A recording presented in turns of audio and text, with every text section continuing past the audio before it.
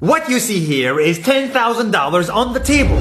You can take this money as a loan, but I will charge you a little bit of interest rate. Like most people, you take the money and you go buy a nice car.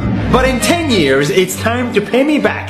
And because of interest rates, now you owe me $20,000 and not 10. You will say, I don't have money to give you.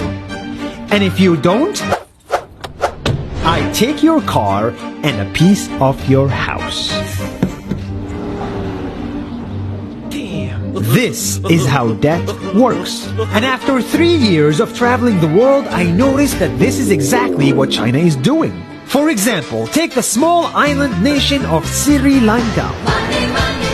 This developing country needs money and China has a lot of it. So Sri Lanka took billions of dollars in Chinese loans. It was easy money just there to be taken. And with that, they built skyscrapers, highways, airports, and shipping ports. The country grew and prospered. But few years later, this easy money came with interest rates, and Sri Lanka was so much in debt that it couldn't pay back China its money. And the only way out was to give China control of what they had built. In other words, Sri Lanka lost a piece of its home to China because of debt. This is the Chinese money trap. And it's a real thing I saw all over the world. In Papua New Guinea, I saw $2 billion in loans given by the Chinese to build skyscrapers, infrastructures, and ports. But there is no way this remote developing country can pay it back or its interest rate. And the only way out is to give China control of the country. In the Maldives, Pakistan, Malaysia, Laos, Kazakhstan, Mongolia, Egypt, Kenya, and South Africa,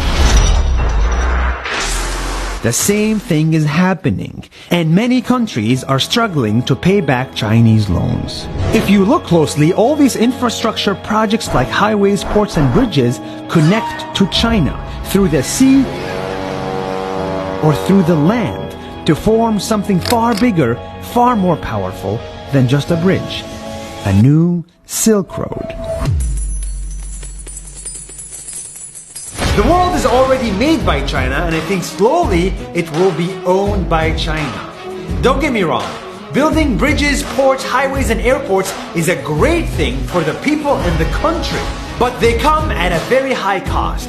And when these countries can't pay back the loans, these countries will lose their homes.